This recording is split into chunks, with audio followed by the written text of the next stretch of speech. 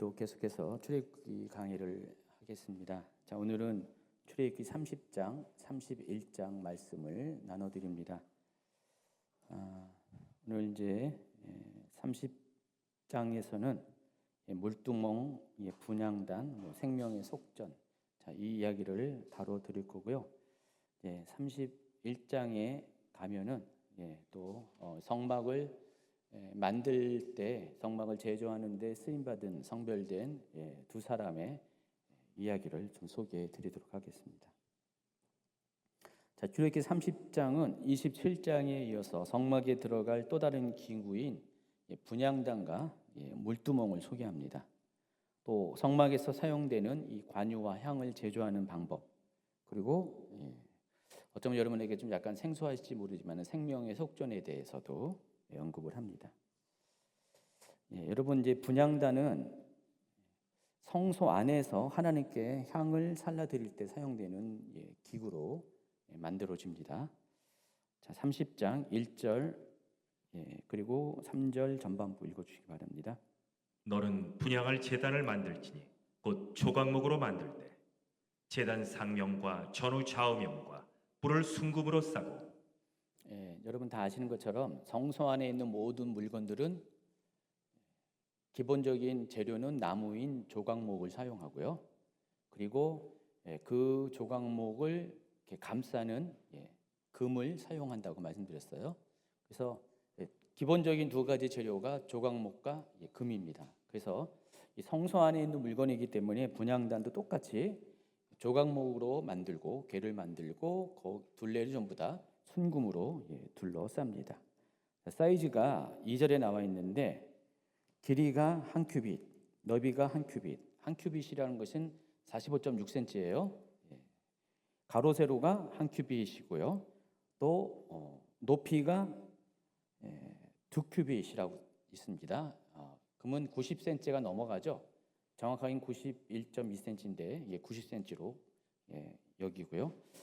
그래서 여러분이 분향단이 어떻게 됐는지 한번 여기 보시기 바랍니다. 이렇게 생겼습니다. 그래서 굉장히 작아요. 가로 세로가 45cm밖에 안 되는 굉장히 작은 겁니다. 번제단에 비하면 상당히 작죠. 번제단에 비하면 10분의 1 사이즈밖에 안 됩니다. 그리고 또 제단 이 분향단의 네 귀퉁이는 뭐가 있습니까? 뿔이 있습니다. 이 뿔은 황소의 뿔을 상징하는 거죠. 그래서 이 뿔을 만들고 이 역시 금으로 만들고요. 그리고 또 보시면은 그 뿔하고 분향단 사이에 둘레를 태를 두릅니다. 금태로 두릅니다. 지난번에 떡상 이야기할 때 떡상이 흘러내리지 않도록 거기 있는 것들이 흘러내리지 않도록 태를 두른다고 그랬죠. 여기도 마찬가지로 태를 두릅니다. 태를 두르는 것은 떡상하고 여기 분향단입니다. 또 뿔을 다는 것은 번제단하고 또 분향단입니다. 그리고 분향단 양면에는요 금태 아래에 순금으로 고리 2개를 만듭니다. 6번 슬라이드 보시면은 고리를 2개 만들고 그 고리에다가 순금으로 된 역시 채를 만들어서 갖다가 끼워둡니다. 자, 여기 제가 이렇게 다 적어놨잖아요. 분향단이 45cm 또 90cm 높이 돼 있고 그 둘레에다가 금으로 테두리를 만들고 또 내 모퉁이에다가 금으로 뿔을 만들고 그리고 양쪽 옆면에 고리 2개를 만들고 또 조각목으로 채를 만들어서 금으로 싸가지고 그 고리에다가 끼워둔다. 그림이 이제 이해가 되시죠? 여러분, 성막에서 만드는 그 대부분의 그 기구들은요 저와 같이 항상 이게 고리가 있습니다. 안에 언약궤도 고리가 있죠. 또 그 떡상도 고리가 있죠. 또 분향단도 고리가 있습니다. 메노라는 이제 고리 만들 여유가 없으니까 고리 안 만들고 바깥에 사용하는 번제단도 고리가 있죠.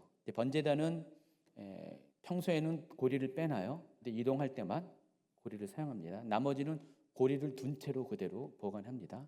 그리고 물두덩은 고리가 없어요. 물두덩 좀 이따 소개할 거는 고리가 없습니다. 그래서 대부분 이렇게 고리를 만드는 이유가 뭡니까? 언제든지 이동할 수 있도록 이동하는 성소이기 때문에 그렇게 만듭니다. 자, 분향단은 어디에 있냐? 6절을 한번 읽어주시기 바랍니다. 그 제단을 증거계의 속죄소 맞은편 곧 증거계 앞에 있는 휘장 밖에 두라. 그 속죄소는 내가 너와 만날 곳이며. 여기 여러분 이거 한국어를 잘 이해할 줄 알아야 돼요. 어떤 분이 이걸 보면서 분향단이 그 지성소 안에 있는 것을 착각을 해요. 여기 보세요. 증거계, 여기 제단은 분향단을 말하는 거고, 증거계 위 속죄소 맞은편 그 증거계 앞에 있는, 제일 중요한 게 그 다음이에요. 휘장 밖에 두라 그랬습니다. 이 말은 뭐냐면은 지금 성소와 지성소를 가르는 게 휘장이잖아요. 휘장의 그 지성소 안에 바로 정가운데 언약궤가 있습니다. 증거궤가 있습니다. 그 분향단은 어디냐면은 휘장을 딱 들치자마자 바로 언약궤가 보이는 그 장소. 그러니까 휘장을 사이에 두고 안쪽에는 언약궤가 있고 바깥에는 분향단 같은 위치에 그렇게 있다라는 것입니다. 그래서 증거궤 위 속죄소 맞은편 곧 증거궤 앞에, 그러니까 휘장만 없으면 증거궤 앞에 있는 거예요. 그렇죠? 근데 거기에다가 휘장이 있으니까 휘장을 기준으로는 휘장 밖에다 두라는 것입니다. 그래서 보시면은 그림에 있는 것처럼 분향단은 속죄소랑 서로 맞이하고 있습니다. 그 사이에 휘장이 있습니다. 언약궤 위에 있는 뚜껑이 속죄소라고 했잖아요. 그래서 여러분 뭐 어려운 거 아니죠 이거. 계속해 언약궤 배워왔고 속죄소도 했고 휘장도 다 배워왔기 때문에 이 분향단을 이렇게 위치를 이렇게 아는 건 전혀 어렵지 않습니다. 한글이 좀 이렇게 헷갈려요.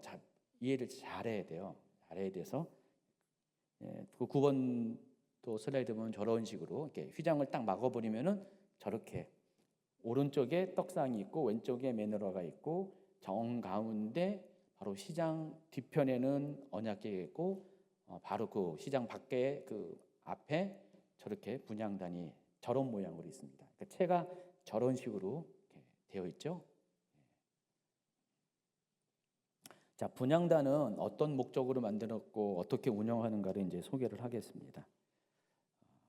이 분향단은요, 대제사장 아론이 아침에 그 일반 제사장들이 등불을 필 때, 잠깐만요,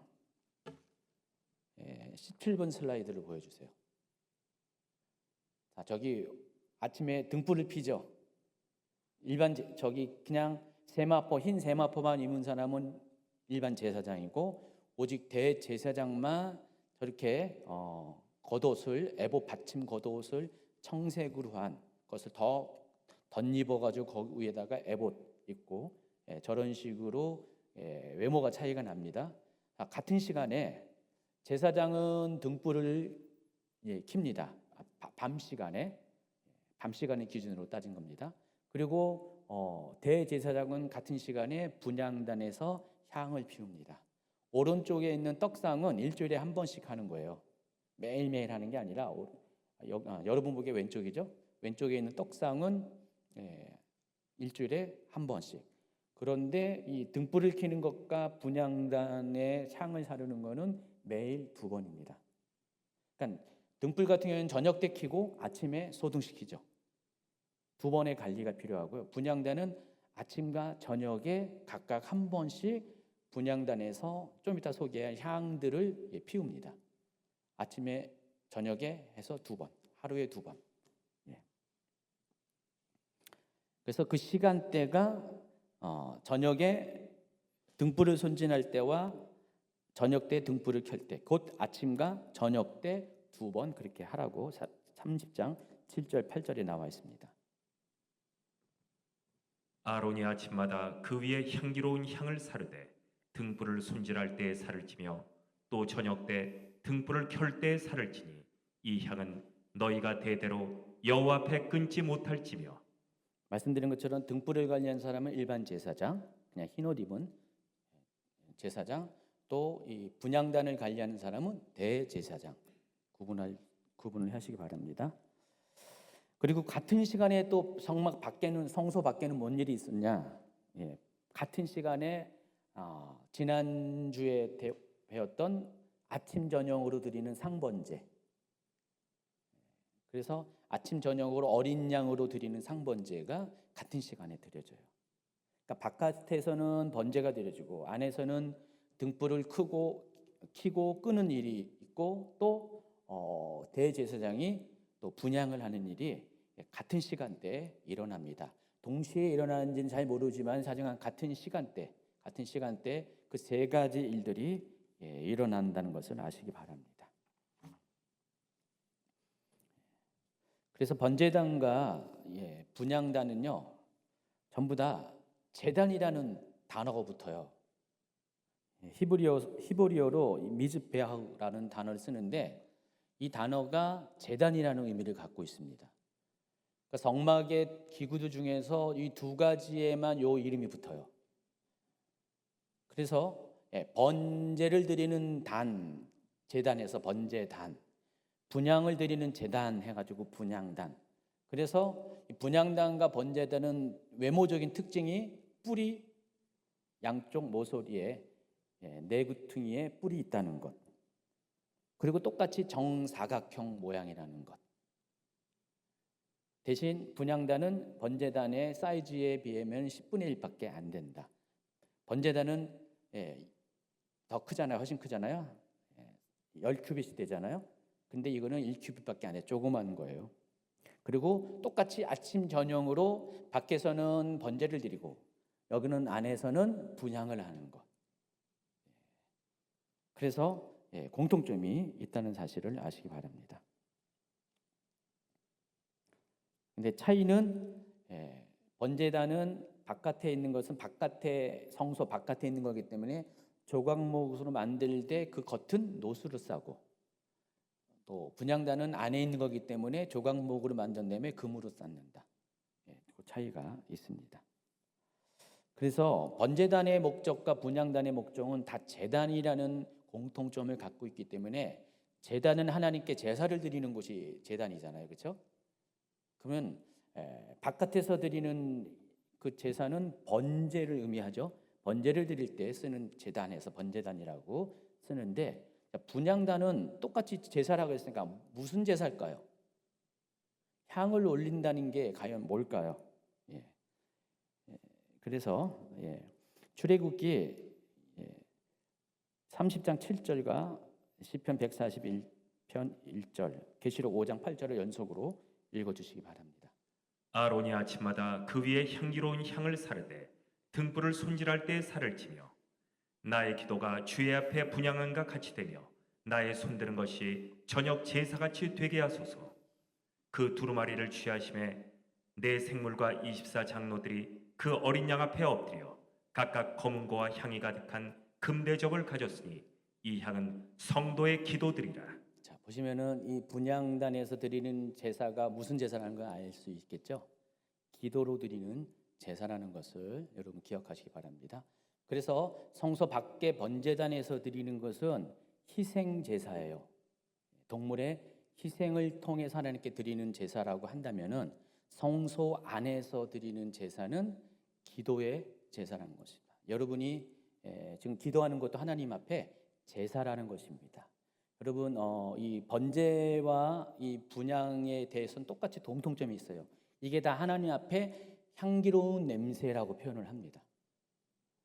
그 번제를 드릴 때 하나님은 그 냄새를 기쁘게 받는다는 거예요. 그 동물이 태워지는 그 냄새를 하나님은 기쁘게 받는다는 거예요. 하나님께 드려지는 냄새를 받고 또 여기서 이 분향단에서 향을 태워 올릴 때 그 냄새 역시 하나님이 기뻐하는 향기로운 냄새. 그러니까 두 번제단과 이 분향단은 전부 다 하나님 앞에 향기로운 냄새, 하나님이 기뻐하는 것, 하나님이 연락하는 것. 그래서 제단이라고 단어를 쓰고 여기서 드리는 것이 다 제사라고 표현을 하는 것입니다. 여러분 20번 슬라이드 보시면은요.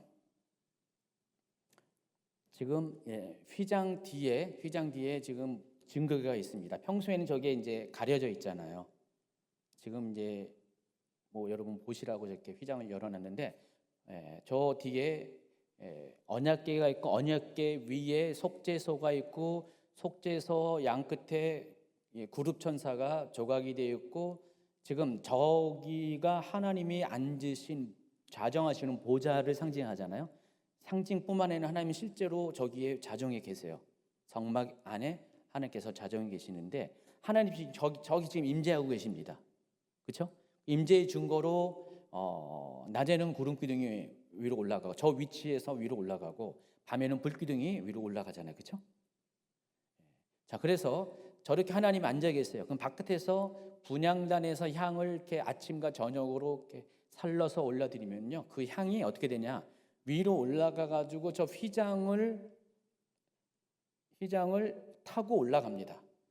여기가 휘장이죠. 이 휘장을 타고 제가 여기서 이제 분향을 합니다. 분향 향으로 제사를 드리면은요, 연기가 올라가잖아요. 향이 타는 연기가 올라가잖아요.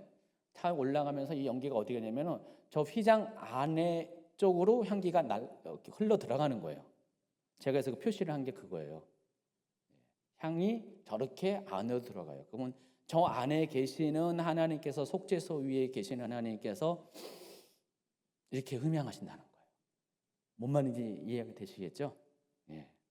그래서 저게 번제단과 더불어서 이 분향단이 제사라는 것입니다. 하나님이 흠양하시는 제사라는 것을 아시기 바랍니다. 그리고 저것이 상징하는 것이 성도의 기도라는 것. 계시록 5장 8절에 보면은 향이 가득한 금대접을 가져 쓴 이 향은 성도의 기도들이다. 그럼 여러분 이 분향단이 무엇을 가지고 그림자로 만들어놨다는 것 알 수가 있죠? 바로 하늘 보좌에 있는 그 성도들의 기도를 담은 향대접을 모티브로 해서 하나님께서 이 성막 가운데 분향단을 만들게 하셨다는 사실을 알 수가 있습니다. 그래서 바깥에 있는 번제단은 희생제사, 그리고 안에 있는 분향단은 기도제사라는 것을 기억하시기 바랍니다. 자, 그런데 분향단에서는 반드시 정해진 향만 사용합니다. 34절에는요, 분향단에서 사용하는 향을 세 가지 향에다가 유황을 더 추가하는데 한번 읽어주시기 바랍니다. 여호와께서 모세에게 이르시되 너는 소압 향과 나감 향과 풍자향의 향품을 가져다가 그 향품을 유향에 섞되 각기 같은 분량으로 하고 그러니까 너희는 그 위에 다른 향을 사르지 말고 반드시 요 세 가지 소합향, 나감향, 풍자향의 향품을 가져다가 그것을 유황에다가 섞어서 같은 분량으로 만들라는 것입니다. 그래서 소합향이 무엇을 의미하는지가 여기 있습니다. 소합향이에요, 저게. 소합향은요, 향나무에서 나는 진액입니다. 향나무에서 진액이 나오는데 그게 마치 물방울처럼 이렇게 스며 나온다 해서 그 히브리어 나타프라는 여러분 나타프라는 게 여러분 예언과 관련돼서 그때 최 목사님 예전에 할 때 이렇게 예언이 마치 솟아오르는 것을 물방울처럼 솟아오르는 것을 표현할 때 그러니까 예언이 내 안에서 갑자기 솟아오르는 것 오를 때 이 단어를 많이 사용했잖아요. 기억나실 겁니다. 그 단어입니다. 그래서 이 나타프에서 유래한 단어예요. 그래서 이 소합향은요, 그 향나무에서 나는 그 진액을 모아서 만든 향이다라고 보시면 되고요. 또 두 번째가 나감향입니다. 나감향은요, 히브리어로 껍질을 의미합니다. 어떤 껍질이냐면은 저런 껍질입니다. 지중해에서나 홍해에서 나는 소라 껍질 이런 것들, 연체동물 껍질을 가루로 만들어서 만든 향입니다. 그래서 이 나감향을 히브리어로 쉐엘레트라고 하는데 이게 직역하면 향조개라는 뜻이에요. 그러니까 조개 중에서 향이 나는 조개가 있는 거예요. 그것을 조개 껍질을 부셔가지고 갈아서 나감향을 만든다는 것입니다. 철저히 부수어질수록 향기가 더 진하다고 이야기합니다. 그리고 세 번째가 풍자향입니다. 이 풍자향이라는 것은 페룰라라는 식물이 있는데 그 그림에 서 있는 저 식물을 말하는 겁니다. 저 식물의 줄기에서 나는 강한 향의 진액을 가지고 저기도 이제 그 소야향처럼 이렇게 줄기에서 어떤 진액이 나오나 봐요. 그걸 가지고 만드는 향입니다. 일반적으로 방부제 역할을 하고 해충을 제거하는 역할을 한다고 합니다. 자, 이 세 가지 향을 가지고 각각 유황에다 이것을 섞는다는 거예요. 유황과 섞는 거예요. 소야향도 나감향도 풍자향도 유황과 섞어가서 각각의 향을 만드는 거예요. 이 네 가지를 섞는 게 아니라 이 세 가지의 이 향품을 유황과 섞어가지고 세 종류의 향을 만든다는 것입니다.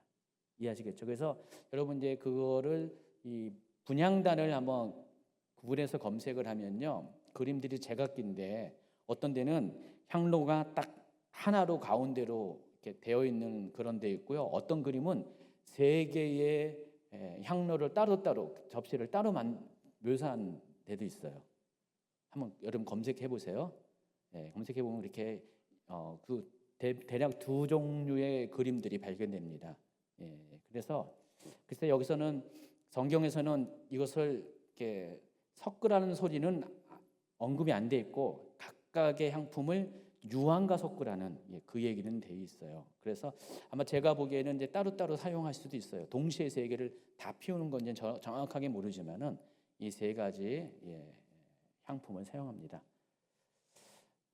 수요일 날은 자세하게 이것들을 영적인 의미를 설명할 수가 없어서요. 제 생각에는 이번 주일 날 이 부분을 좀 이렇게 구체적으로 설명을 할까 하노라. 글쎄요. 좀 이따 물두덩도 나오고 할 것들이 많이 있죠. 그것들 풀어갈 것들이 많은데 아직 이렇게 감동이 이제 조금 한 50% 왔습니다. 그래서 만약에 확신을 주시면은 이제 이걸 가지고 풀어서 더 깊이 다뤄드리도록 하겠습니다. 근데 수요일 날은 이렇게 자세히 설명할 수가 없어요. 그러면 1시간 가니까 이것만 하다가 보면은 설명할 수가 없습니다. 어쨌든 마지막 그림을 보면은요, 30분 슬라이드 보면은 이렇게 분향단에 사용하는 향은 네 가지 향이다. 소야향, 나감향, 풍자향, 그리고 이 각각의 향에다가 유황을 섞어서 이렇게 향품을 만든다. 자, 그런데 이 분향단에 사용하는 향은요, 반드시 정해진 제조법대로 만들어야 합니다.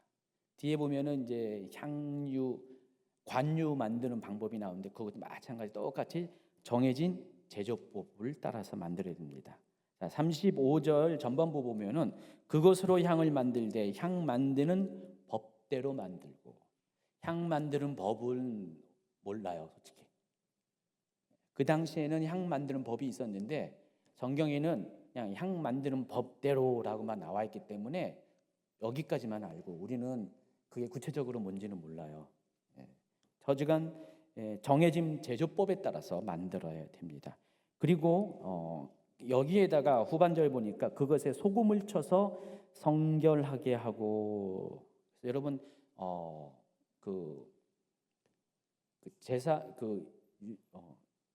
성경에서 이 소금은요 부패를 방지하죠. 그리고 또 정결을 하게 할 때 우리는 한국에서는 소금을 어떻게 쓰냐? 뭐가 이렇게 안 좋은 일 있으면 누가 에이 재수 없어 하면서 소금 뿌리잖아요. 여기는 그런 용도하고 전혀 다릅니다. 오히려 더 거룩하게 하고 더 정결하게 하는 용도로, 한국과는 전혀 다른 용도로 소금을 뿌립니다. 그래서 흠정역에서는 이걸 이렇게 번역을 해요. 순수하고 거룩한 정제물을 만들기 위해서는 소금을 사용하라는 것입니다. 이해하시겠죠? 그래서 이렇게 완성된 향은 회막 안 증거기 앞에 둬야 된다. 이것도 36절도 잘 여러분 국어를 이해해야 됩니다. 한번 읽어주세요. 그 양 얼마를 곱겠지요 내가 너와 만날 회막 안 증거기 앞에 두라. 이 향은 너희에게 지극히 거룩하니라. 어떤 분도 이거를 이렇게 잘못 오해해가지고 지성소 안에 증거기 앞에다가 그림을 한번 여러분 한번 이렇게 보세요. 그러면 진짜로 거기에다가 향 피우는 그림이 있어요.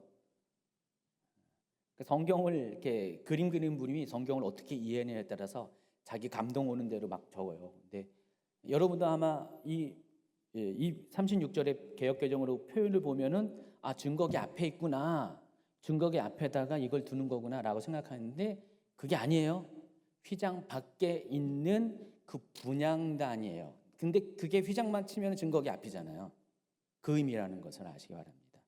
그냥 원래 있는 분향단 위에다가 이 향을 두라는 그런 의미라는 것을 아시기 바랍니다.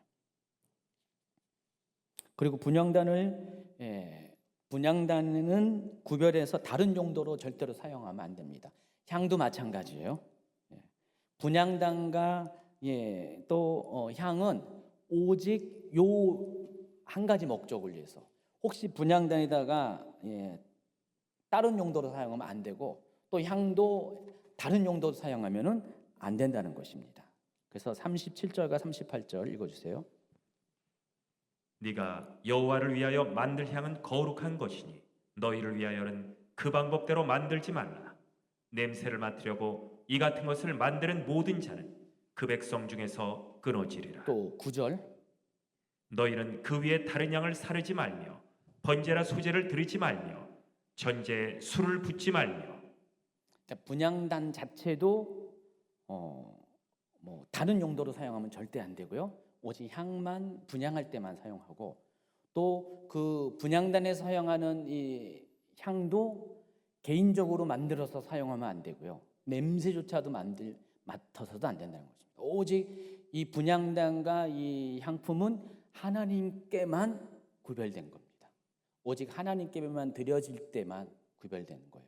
여러분 사람도 구별되죠, 제사장들. 그리고 기구도 구별되잖아요. 여기는 오직 하나님께 향을 드리는 그 용도로만 분향단이 구별되어지고 이 방식으로 만드는 향품도 오직 그 분향할 때만 사용하는 것이지 개인적으로 사용하면 절대로 안 된다. 만약에 개인적으로 사용하면 백성 중에서 끊어진다. 냄새를 맡아도 끊어진다. 아시기 바랍니다. 자, 그리고요, 이 분향단 뿔이 4개가 있다고 했잖아요. 뿔이 4개가 있는데 1년에 한 번씩 속죄일에 맞춰서 이 분향단의 뿔을 정결케 하는 의식을 해야 됩니다. 10절 나와 있죠. 아론이 1년에 한 번씩 이 향단불을 위하여 속죄하되 속죄제의 피로 1년에 한 번씩 대대로 속죄할지니라. 이 제단은 여호와께 지극히 거룩하니라. 속죄일이 되면은요, 대제사장이 바빠요. 굉장히 바쁜데 여러분 이 성막에서 쓰는 모든 성막 자체도 물론이고 성막 안에 있는 모든 기구들은 1년에 한 번씩 그 사용한 것을 깨끗하게 씻는 작업을 합니다. 물로 씻는 게 아니라 뭐로 씻을까요? 피로 씻습니다. 피로 씻으면 좀 더 이상하잖아요, 그렇죠? 영적인 의미가 있는 거예요. 피를 뿌림으로 인해서 거룩하지 못하고 또 정결하지 못한 혹이라도 사람이기 때문에 성막에 드나드는 제사장도 사람이죠. 또 그 사람이 만지는 거잖아요. 그렇기 때문에 그것도 혹시라도 있을지 모르는 그 부정함을 찢기 위해서 1년에 한 번씩 속죄일에 맞춰서 이 대제사장은 이 성막의 모든 것들을 다 피로 정결하게 하는 작업을 하는데 바로 그때에 이 분향단도 마찬가지로 그 정결하는 작업을 하라 그 뜻입니다. 자, 레위기 16절부터 19절에는 이 성막의 정결을 위해서 하는 그 이야기를 기록하고 있습니다. 읽어주세요. 곧 이스라엘 자손의 부정과 그들이 범한 모든 죄로 말미암아 지성소를 위하여 속죄하고 또 그들의 부정한 중에 있는 회막을 위하여 그같이 할 것이요 그가 지성소에 속죄하러 들어가서 자기와 그의 지방과 이스라엘 온 회중을 위하여 속죄하고 나오기까지는 누구든지 회막에 있지 못할 것이며 그는 여호와 앞 제단으로 나와서 그것을 위하여 속죄할지니 곧 그 수송아지의 피와 염소의 피를 가져다가 제단 귀퉁이 뿔들에 바르고 또 손가락으로 그 피를 그 위에 7번 뿌려. 이스라엘 자손의 부정에서 제단을 성결하게 할 것이요 1년에 한 번씩 속죄일에 맞춰서 성막의 모든 것들을 그 기구들 자체를 속죄하는 그런 행위를 한다는 것입니다. 여러분 이거 별로 생각 안 했잖아요, 그렇죠? 옛날에 저 군대 갈 때 보면은 1년에 한 번씩 뭔가 해요. 뭐 재고조사도 하고 뭔가 뭐 정비해가지고 그런 거 합니다. 한 달에 한 번씩 했나 그런 것들은. 재고조사는 1년에 한 번 하는데 그러니까 정기적으로 뭔가를 해요. 군대 갔을 때 정기적으로 이렇게 하라는 거예요. 정기적으로 1년에 한 번씩 이 모든 성막에 관한 모든 것들을 속죄하는 것을 하는데 속죄가 정결하는 것이 필요한 것이라는 것 기억하시기 바랍니다. 그래야지 거룩한 물건이 된다는 거예요. 이번에 이제 물두멍에 대해서 소개를 하겠습니다. 물두멍이에요. 물을 담아 놓고 쓰는 노수로 만든 큰 통을 말하는 것입니다. 자, 물두멍 모습이 44번 슬라이드에 나와 있는데 이게 물두멍입니다. 지금은 노수로 만들었고요. 노수에다가 물을 담았어요. 그래서 다른 그림 보면은 완전히 노 제품이잖아요. 나중에 이제 성전 시대를 가면 사이즈가 어마어마합니다. 어마무시하다고 볼까요? 예전에 제가 열왕기 한가 다뤄드릴 때 성전의 열왕기 상이죠. 성전에 대해서 다 자세히 소개했죠. 기억나시나요? 한번 그 옛날 강의를 한번 찾아보시면은요, 엄청나게 큽니다. 이게. 지금은 저 정도예요. 근데 성경에는 사이즈가 안 나와 있어요. 물두멍에 대해서는 얼마큼 사이즈다라는 말이 전혀 나와 있지 않아요. 그래서 각각 다 그림마다 좀 묘사하는 것이 약간 달라요. 근데 생김새는 저렇게 생겼다는 겁니다. 노수로 저렇게 물을 담을 수 있는 그릇을 만듭니다. 왜 물두멍이 필요하냐? 실제적으로 어떨 때 쓰냐면요. 그 제사를 드릴 때 제사장이 제사를 드리기에 앞서서 손을 씻습니다. 제사 드린 후에도 손을 씻겠죠. 그러니까 번제단과 관련돼서 손만 씻는 게 아니라 발까지 씻는 거예요. 손발을 씻는 것. 그리고 성막 안에 들어갈 때, 성소 안에 들어갈 때 똑같이 물두덩이에서 손발을 씻습니다. 번제를 드릴 때나 성막 안에 들을 때나. 이게 구원론적으로 또 이제 어떻게 연결되냐면요. 우리가 번제가 어떤 거죠? 우리 기독론의 관점에서, 구원론의 관점에서 이 번제는 우리의 원죄의 문제를 해결하는 거잖아요. 번제를 드림으로써 우리의 유전적인 죄, 나의 의지와는 상관없는 유전적인 죄의 문제를 해결하는 게 번제잖아요. 예수님께서 매년 드리는 동물에 필요하지 않고 한 번에 번제물이 되셔가지고 우리의 모든 원죄의 문제를 해결해 주셨잖아요. 그렇죠? 원죄의 문제 해결하고 하나님이 계시는 임재가 계시는 성방 안으로 들어가려고 합니다. 근데 들어갈 때 문제가 되는 게 있어요. 원죄는 해결됐는데 원죄의 문제를 해결받은 이후에 우리의 손과 발이 더러워집니다. 그래서 성막 안에 들어갈 때는 목욕을 할 필요는 없어요. 근데 손과 발은 수시로 닦아야 돼요. 우리가 이제 요한복음 보면은 예수님께서 세족식하는 장면이 나오는데 예수님이 발을 씻겨주고 있으니까 그때 베드로가 나는 절대로 예수님이 내 발을 씻는 것을 허용하지 않겠습니다. 안 된다 그때 예수님께서 만약에 이것을 허용하지 않으면 너와 나 상관이 없다 그러니까 어떻게 해요?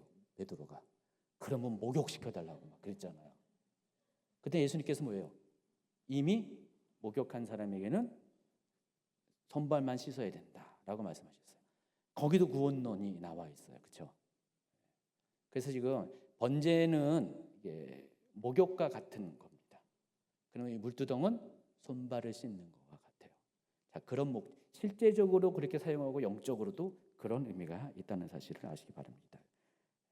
그래서 물두멍은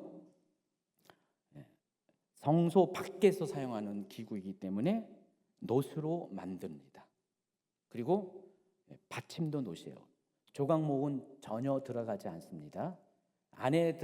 성소 안에서 조각목 사용하지 않는 게 뭐가 있다고 그랬죠? 성소 안에 등불, 메노라잖아요.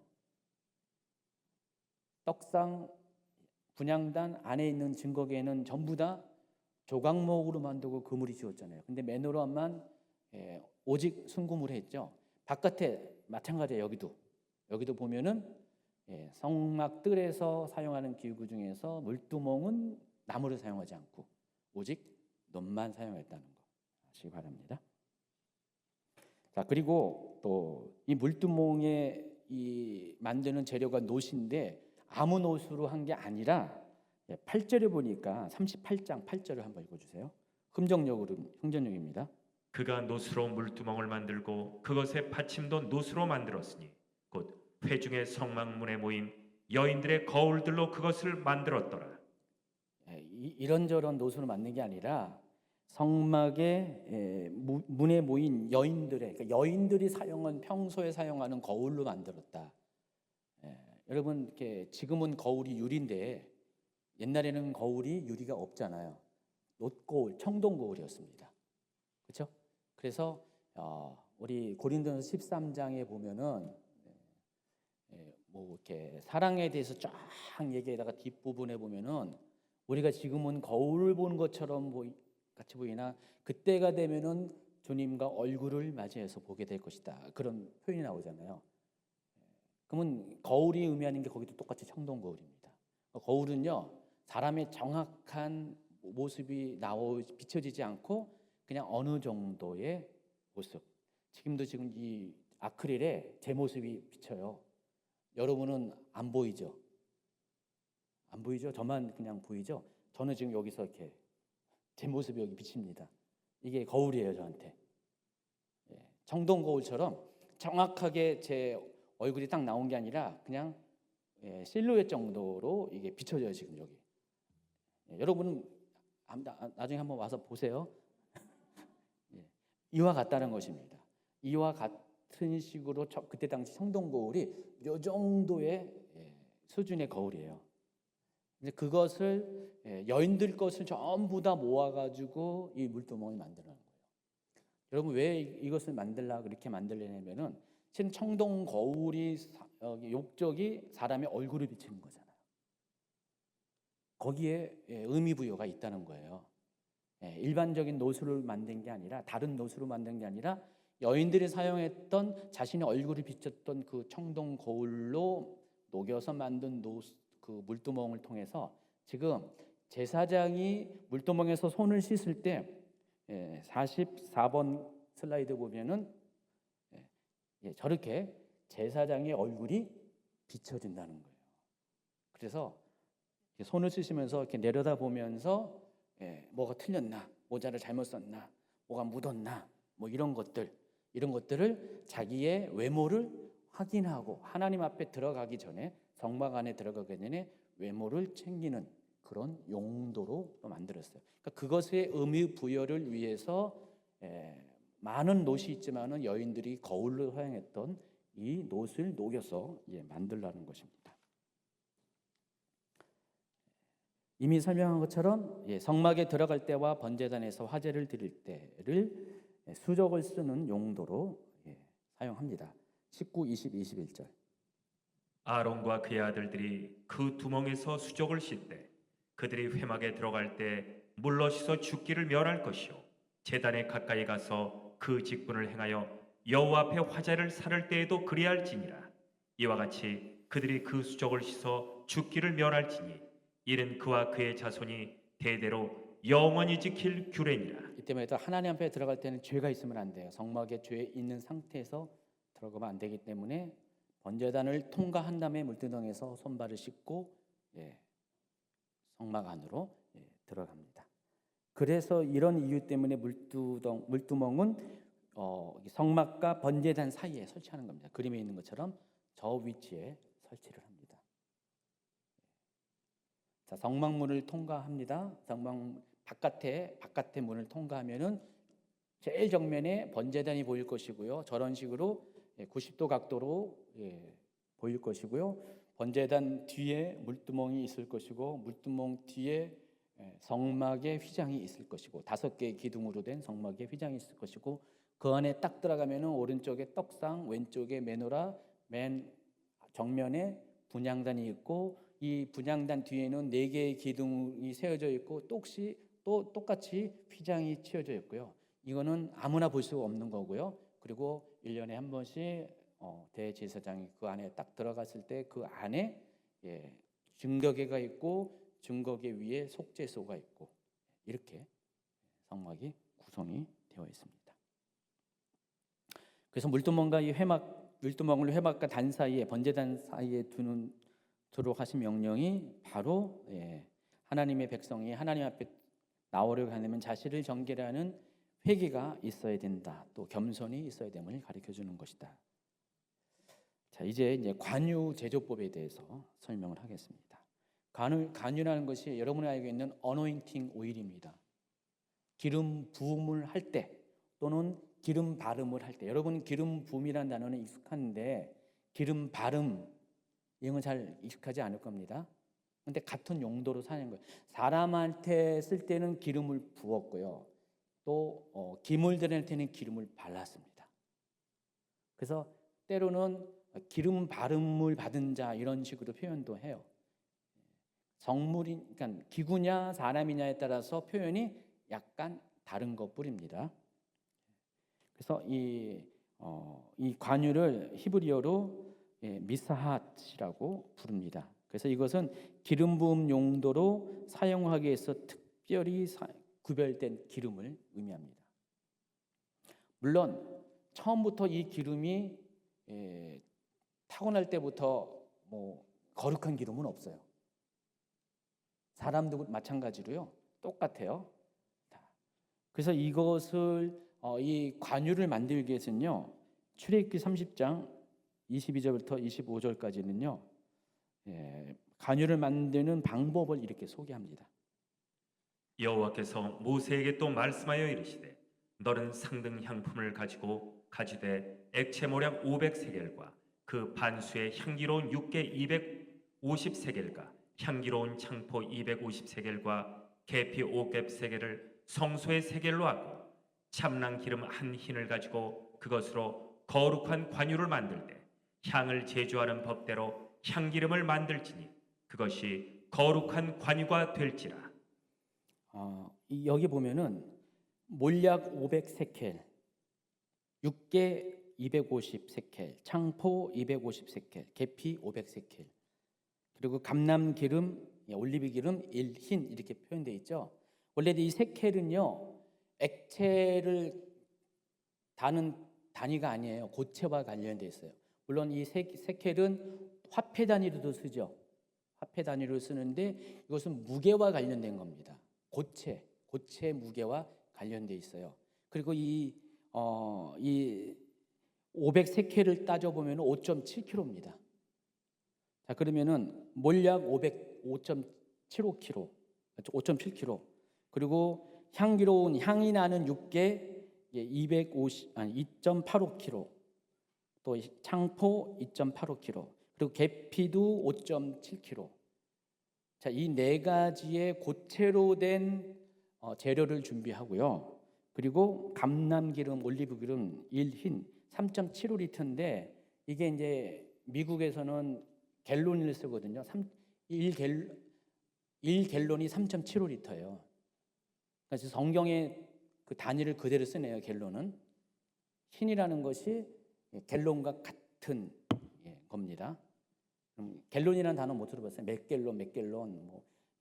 미국 주유소 가면은요, 우리는 리터로 나오는데 거기는 갤론으로 표시가 되어 있습니다. 그게 흰이에요. 자, 이것을 재료로 해가지고 이것을 추출하는 겁니다. 진액을 추출하는 거예요. 이것도 마찬가지로 향을 제조하는 법대로 나와 있어요. 근데 그 법이 우리는 몰라요. 재료는 알아요. 재료는 아는데 어떻게 하는 건지 모르는데 대략적으로 사람들이 증류 방법을 이야기하더라고요. 이것을 어떻게 해가지고 증류시켜가지고 만드는 방법으로 이렇게 소개를 합니다. 자, 재료들을 쭉 보시면은요, 저렇게 5가지의 재료를 53번 슬라이드 5가지. 몰약, 육개, 창포, 계피, 감람류. 전부 다 이것들은 향이 있는 겁니다. 향이 있는 것입니다.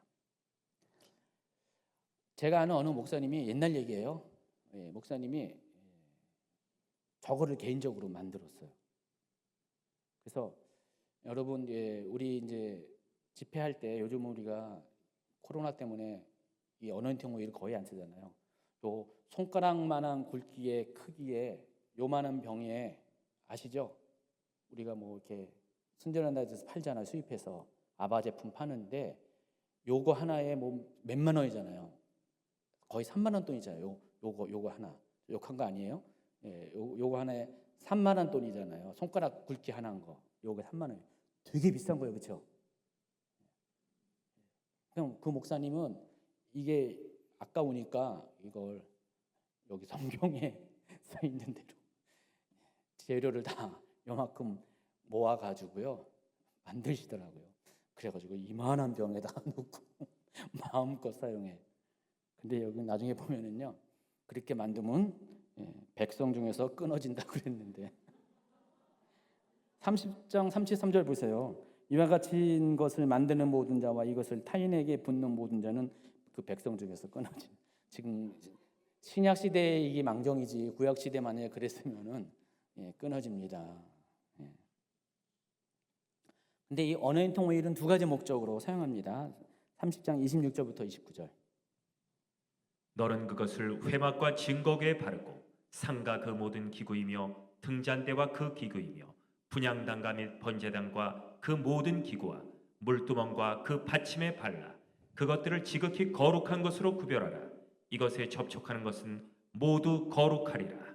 성막의 기물에다가 이것을 기름을 바르면 그때부터 구별되는 거예요.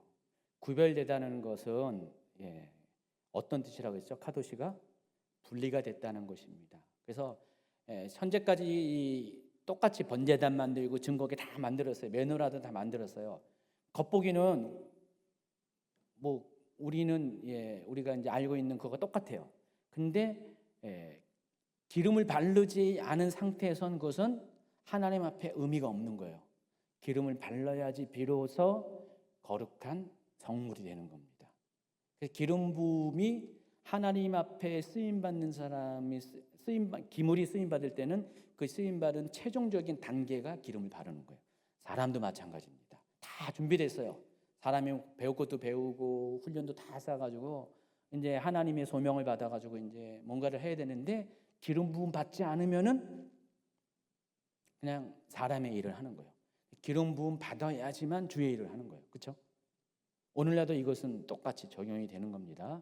오늘날도 하나님의 기름 부음이 있어야지, 물론 옛날처럼 이렇게 기름을 바르라는 게 아니라 상징적인 의미에서 정말 하나님께서 우리를 구별시키는 그 기름 부음, 실은 성령의 기름 부음이죠. 이 성령의 기름 부음을 받을 때 하나님이 그를 사용하시는 거지, 기름 받지 않으면 그냥 일을 하는 거예요. 그냥 일을 하는 겁니다. 하나님의 일보다도 사람의 일을 하는 겁니다.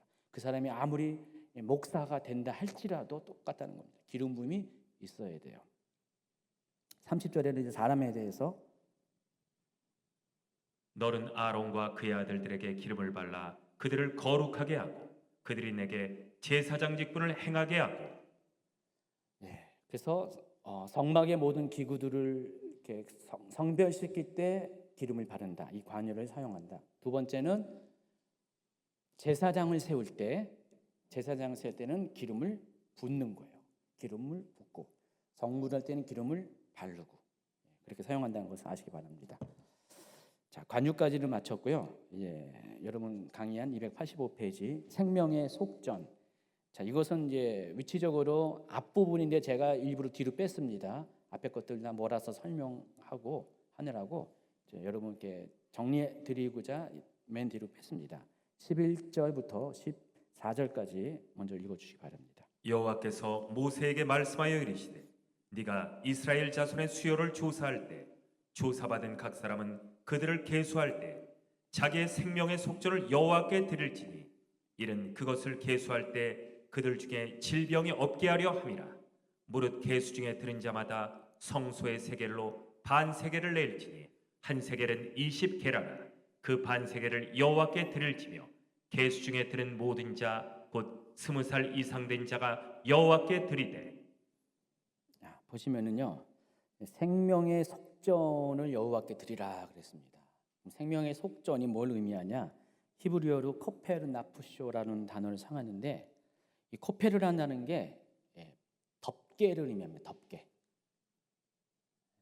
여러분 또 이 코페르 하니까 무슨 캠핑할 때 쓰는 코페를 상상하는 분이 있는데, 어떻게든지 기억은 하시기 바랍니다. 덮개를 의미합니다. 그래서 이 덮는다는 건 뭐죠? 만약에 죄가 있다, 부끄러움이 있다, 덮으면 어떻게 돼요? 감춰지는 거잖아요. 이 생명의 속전은 우리 속에 있는 허물과 우리 속에 있는 죄, 이런 것들을 원래 죄가 있는데 이것을 덮는, 그래서 우리의 생명을 보존하는 그런 의미로서 이렇게 생명의 속전이라고 부른다는 것입니다.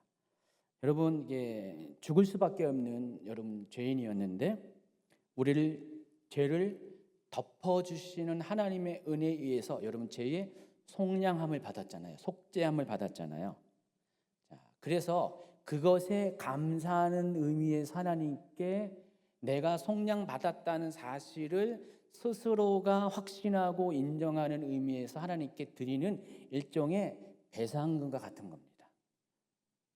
좀 더 여러분께 이야기 좀 쉽게 설명하자면은, 이 속전이라는 개념이 어떤 거냐면은, 예전에 요 시대에, 모세 시대에 종이 있습니다. 어떤 사람이 종이 되었습니다. 근데 종의 신분에서 자유를 얻으려면은요, 속전을 내야 돼요. 배상금을 내야 돼요. 자, 근데 그 배상금이 얼마냐? 출애굽기 21장 32절 이미 여러분이 한 거예요. 한번 읽어주세요. 소가 만일 남종이나 여종을 받으면 그 소임자가 은 30세겔을 그의 상절에게 줄 것이요. 네, 여기까지요. 은 30세겔, 이게 1200만 원 정도가 되는데, 이게 종의 몸값이에요. 종을 사고 팔 때 30세겔, 은 30세겔이 몸값이에요. 이게 1200만 원 정도 돼요. 오늘날 가치로 1200만 원. 이 돈을 내야 돼요. 속전을 내야 돼요. 코페르를 내야 된다는 겁니다. 그래야지 자유를 얻게 돼요. 생명을 되찾게 된다는 것입니다. 그런데 하나님께서 어떻게 했어요? 예수 그리스도의, 아니 여기 예수 그리스도는 지금이고, 그 출애굽 당시 어떻게 해요? 이집트의 노예 생활을 했던 이스라엘 사람들을 각 가정마다 어린 양의 피를 좌우 임방과 문지방에다가 발름으로 인해서 어떻게 했어요? 그 피로 말미암아 죽음의 사자가 거길 넘어가게 했죠. 죽음만 모면한 것뿐이 아니라 그 이집트에서 탈출하게 했어요. 그래서 더 이상 이집트에서의 종살이가 아니라 자유를 얻게 하고 생명을 얻게 했잖아요. 그것에 대해서 하나님 앞에 감사하는 배상금이고요. 또 내 신앙 고백을 담는 것이 바로 생명의 속전이라는 것입니다. 그래서 30세겔에 비하면은 이 생명의 속전의 그 가치는 성소의 세겔로 반세겔에 불과하는데, 반세겔은 약 20만 원이에요. 60분의 1 정도. 60분의 1 정도의 20만 원을 하나님께 드림으로 인해서 이 두 가지의 목적을 충족하게 된다는 것입니다. 여기 보면은 12절 보면은 자기의 생명의 속전을 여호와께 드릴지 이는 그것을 계수할 때 그들 중에 질병이 없게 하려 함이라라고 했잖아요. 그래서 아까 이미 설명하는 것처럼 이 속전을 드림을 통해서 하나님께서 우리의 생명을 속량해 줬기 때문에 또 하나님께서 이것을 우리의 생명을 보호해 줄 수가 있는 거예요. 그 생명을 위협하는 질병으로부터 또 보호를 받는 거. 마치 어린 양의 피를 통해서 죽음이 넘어간 것처럼 그와 같은 의미에서 생명의 속전을 드리라는 것입니다. 20세 이상의 싸움에 나갈 만한 자, 이게 인구조사의 방법이었잖아요. 기준이었잖아요. 한 20세 이상의 싸움에 나갈 만한 사람, 남자들은 의무적으로 이것을 내게 했습니다. 더 낼 필요도 없고 덜 내서도 안 돼요. 사람에 따라 돈 많은 사람들은 더 낼 수가 있잖아요. 20만 원이 아니라 2천만 원이라도 내고 싶어 하잖아요. 생명의 속죄는 그게 아니에요. 생명은 모든 사람에게 똑같은 값이 주어진 겁니다. 부자라고 해서 목숨값이 비싼 게 아니라, 가난한 자에서 목숨값이 싼 게 아니라, 가난한 자나 부한 자나 하나님 앞에서 목숨값은 똑같다는 거예요. 20만 원, 20만 원. 실제로는 1200만 원인데 그것을 20만 원으로 60분의 1로 의미 부여를 해서, 그건 누구나 낼 수 있잖아요. 아무리 가난한 자도 어떻게 낼 수가 있잖아요. 그래서 2분의 1 세켈로 정합니다. 30장 16절, 15, 16절 다 읽으시기 바랍니다. 너희의 생명을 대속하기 위하여 여호와께 드릴 때 부자라고 반세겔에서 더 내지 말고 가난한 자라고 덜 내지 말지며, 너는 이스라엘 자손에게서 속전을 취하여 회막 봉사에 쓰라. 이것이 여호와 앞에서 이스라엘 자손의 기념이 되어서 너희의 생명을 대속하리라. 그래서 그 돈을 거두면 어떻게 해요? 하나님이 어떻게 해요? 하나님 어떻게 해요? 그렇죠? 여러분이 지금 오늘날도 이렇게 하나님 앞에 헌금을 드리잖아요. 근데 여러분 헌금을 드릴 때 나는 하나님께 헌금 드린 거야. 그래서 교회에서 그거 손대면 안 돼. 그런 거 아니잖아요. 헌금을 드리는 거는 하나님께 드리는 거지만 그 사용하는 거는 교회에서 사용하는 거잖아요. 똑같아요. 여기도 생명의 속전은 하나님께 드리는데 사용은 교회에서, 성막에서 사용해요. 성막을 위해서 사용하는 거예요. 그래서 나중에 이게 신약 시대에 가면은 점점 시간이 가면서 성전세로 바뀌어 버립니다. 개념이. 그래서 모든 남자들은 1년에 반세겔을 20만 원 정도를 성전세를 내게 합니다. 그래서 예수님 당시에도 성전세를 받았어요. 당시에 화폐가 이렇게 생겼습니다. 예수님 당시의 화폐. 저게 예수님 당시의 화폐입니다. 성전에서 사용하는 화폐예요. 일반적인 그 실생활에서는 저 화폐를 사용하지 않았어요. 일반적인 것은 이거는 이제 실제 출토물이고 저건 이제 모형으로 만든 거고요. 앞에 거는 실제 출토물은 이제 실토물입니다. 저렇게 생겼다는 거예요. 그래서 일반적인 실생활에서는 세키를 사용하지 않았어요. 로마 화폐를 사용했습니다. 데나리온을 사용했죠. 데나리온 사용했는데 뭐 문화 이런 걸 사용했는데 성전에서만 저걸 사용했었어요. 그래서 예수님이 성전을 청결하는 작업을 하셨잖아요. 그때 막 돈 바꾸는 자를 막 쫓아냈다고 했잖아요. 그게 바로 저거예요. 밖에서 사용하는 돈을 가지고 성전에서는 저것만 통용이 되니까 성전세를 저걸로만 내야 되니까 돈을 환전을 하는 거예요. 성전에 솔로몬 여기 솔로몬 기둥 있는데 거기 보면은 그러니까 헤롯 당시의 성전은 솔로몬 때보다 성전 뜰이 두 개가 더 생겼잖아요. 그래서 그 바깥들에서 이스라엘들에서 저걸 바꾸는 사람도 있었어요. 그래서 여인들인가? 그래서 바꾼 사람이 있어가지고 그것을 예수님께서 쫓아냈잖아요. 바로 저 성전세를 내기 위해서 데나리온을 세켈로 바꿀 때 그것을 환전해 주는 사람, 환전소가 그 안에 있다는 것입니다. 그것을 예수님이 쫓아냈습니다. 자, 여기까지가 30장이고요. 이제 31장은 아주 간단하게 소개를 하고 마칠 겁니다. 자, 지금까지 하나님께서는 성막 건립과 관련된 설계도를 하나님이 다 만들어 주시고 그걸 모세에게 가르쳐 주셨잖아요. 성막을 만드는 설계도는 사람의 머리에서 나온 게 아닙니다. 하나님에서 나온 겁니다. 하나님이 다 계시하셨습니다. 자, 근데 31장에 보면은요, 그 성막을 건립하는 그 일을 담당하는 사람도 하나님께서 선별해 주시고 하나님께서 그들에게 지혜와 또 그것을 할 수 있는 재능을 부어 주신다는 것을 아시기 바랍니다. 그래서 그 일에 택함 받은 사람이 부살렐과 오홀리압입니다. 많이 들어봤죠?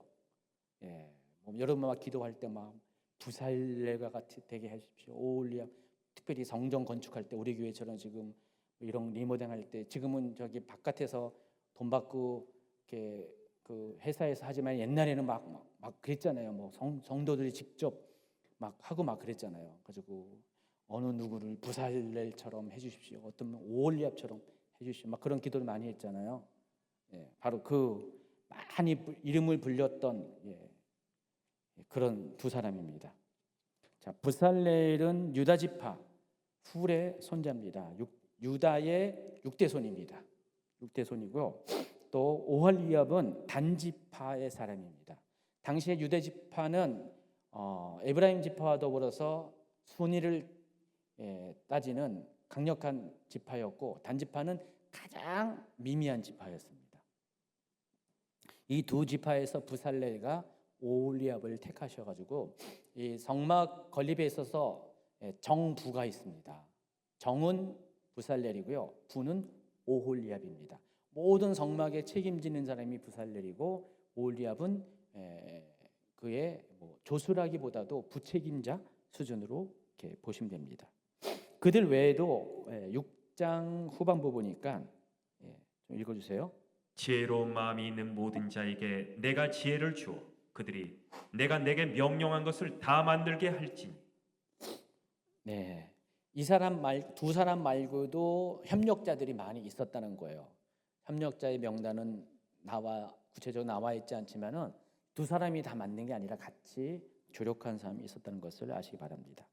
근데 어쨌든 하나님께서 이미 성막에 관한 모든 것을 주도하시고 주관하셨어요. 그래서 성막의 설계도도 하나님께서 전적으로 계시하는 것처럼 마찬가지로 그것을 만드는 일에 있어서 하나님께서 쓰임받는 자들을 창조적인 능력과 지혜와 지식, 재능을 주어서 그 일을 감당하게 하셨다는 것입니다.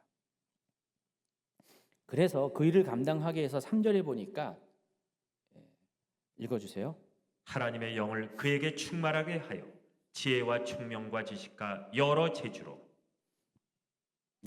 부살렐을 말합니다. 부살렐에게 하나님의 영으로 충만하게 했다는 것입니다. 성령 충만하게 했다는 겁니다.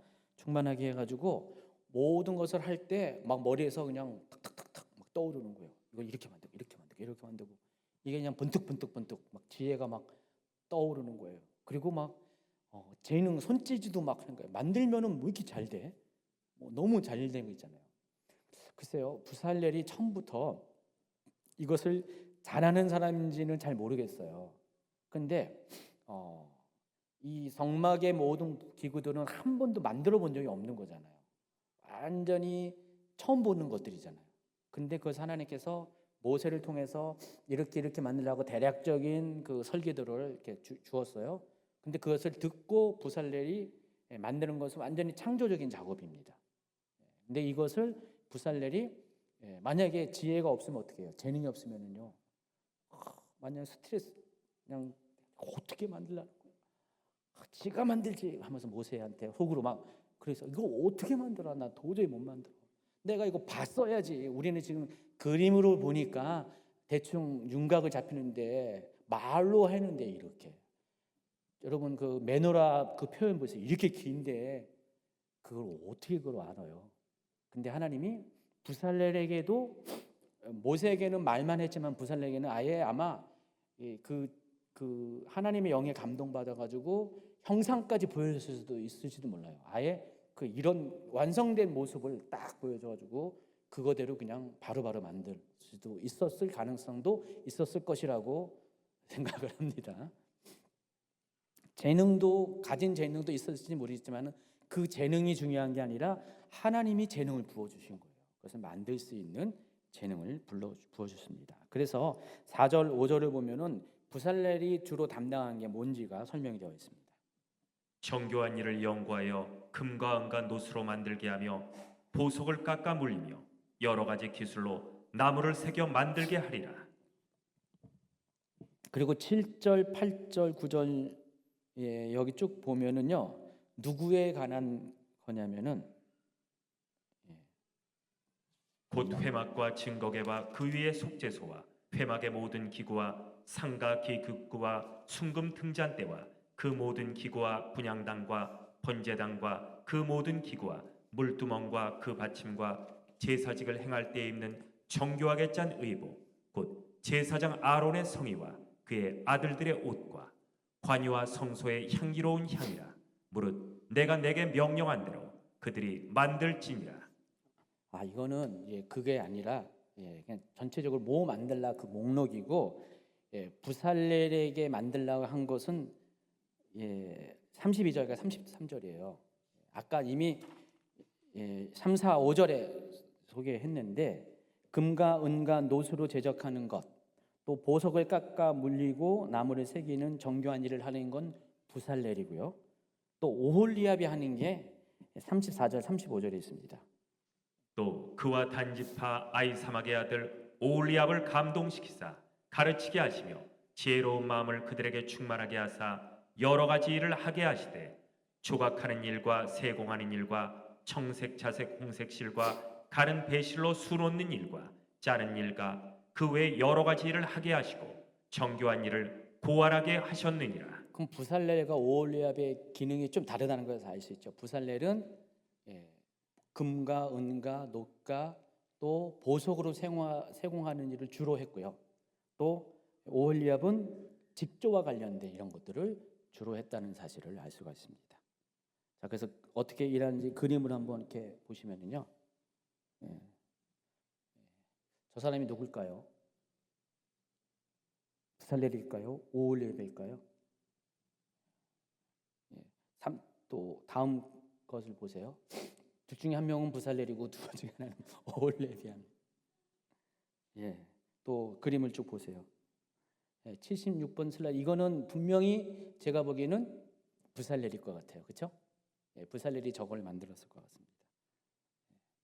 저런 식으로 여러분 제가 이 메노라 지난번에 뭐 할 때 모르겠어요. 여기 수요일 날 한 건지 주일 날 한 건지 제가 언제 한 건지 생각이 안 나는데 저거 만들 때 그 유대인의 전승 그 미슈나이에 하면은 모두 70번의 실패를 통해서 만들었다고 그런 얘기가 언급한 적이 있죠. 생각나시나요?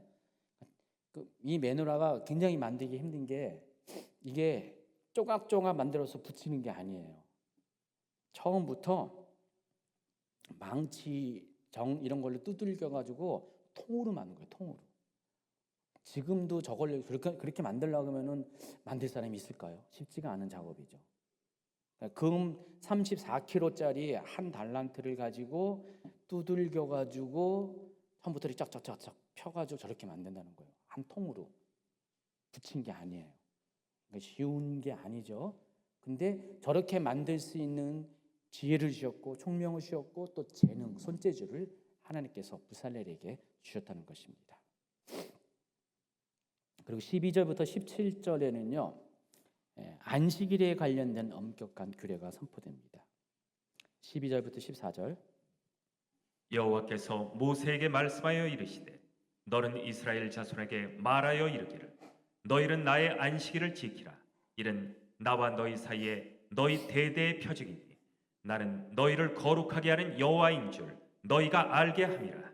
너희는 안식일을 지킬지니 이는 너희에게 거룩한 날이 됨이니라. 그 날을 더럽히는 자는 모두 죽일지며 그 날에 일하는 자는 모두 그 백성 중에서 그 생명이 끊어지리라. 출애굽기 보면은요 이미 안식일에 관한 이야기가 몇 번이 언급됐어요.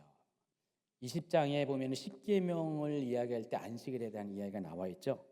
안식일을 기억하여 거룩하게 지키라 하면서 11절까지 나와 있는데 이것은 안식일의 의미에 대해서 설명을 한 겁니다. 그리고 23장에도 또 한 번 안식일에 관한 일이 언급이 돼요. 12절. 너는 엿새 동안에 내 일을 하고 일곱째 날에는 쉬라. 내 소와 나귀가 쉴 것이며 내 여종의 자식과 나그네가 숨을 돌리리라. 자, 이 23장 12절에는요. 12절은 언약 법정 가운데 나온 거예요.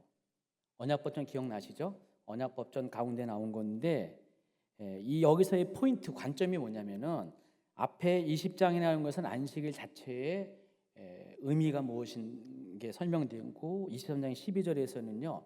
이 안식일을 지켜야 되는 이유 중에 하나가 종과 또 가축을 쉬게 하는 것. 그 목적을 내가 안식을 지키지 않으면은 종은 일주일 동안 일을 하게 돼요. 가축도 마찬가지예요. 여러분 옛날에는요. 오늘날처럼 공휴일이 없었어요. 아세요? 공휴일이 없었습니다. 1년 365일 날 일이 있으면 다 일하는 거예요. 근데 주인은 자기가 놀고 싶으면 놀 수가 있잖아요. 근데 종은 안 그랬어요. 가축은 안 그랬어요. 그들에게는 주인이 쉬지 않으면은 주인이 공식적으로 쉬지 않으면 자기들은 주인은 놀아도 주인은 일 시키고 자기는 놀 수가 있는데 쉴 수가 있는데 종과 가축은 일을 해야 돼요. 그래서 하나님은요 그들을 보호하기 위해서 안식일을 주신 이유 중에 하나가 그와 같은 사회적인 약자에게 쉼을 주려고. 대단한 거죠. 그때 당시에. 예수님 당시에도 똑같이 일반 로마 사회에서는요 공휴일이 없었습니다. 아시죠? 그래서 그 공휴일을 제정한 게 콘스탄티누스 황제잖아요. 로마 4세기경에. 근데 그 콘스탄티누스 황제가 주일을 썬데이를 정하는 것을 통해서 비로소 그때도 로마 사회에서도 일주일에 한 번의 쉬는 날이 생긴 거예요. 그거에 비하면은 거의 뭐 1800년 전에 벌써 하나님께서 율법으로 이렇게 주신 거예요. 그러니까 안식일은 그런 의미가 있다는 거예요. 약자를 보호하기 위한 그런 것.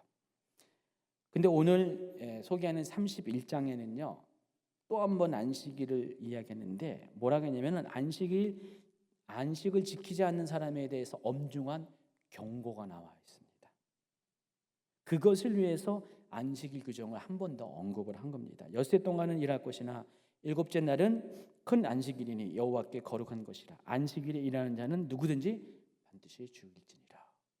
여러분 안식일 날 일했다고 이때 당신 죽었어요. 죽었어요. 왜 이렇게 했을까요? 이렇게 강력한 안식일 규정이 없었으면 어떻게 할까요? 분명히 누군가 일했을 거예요.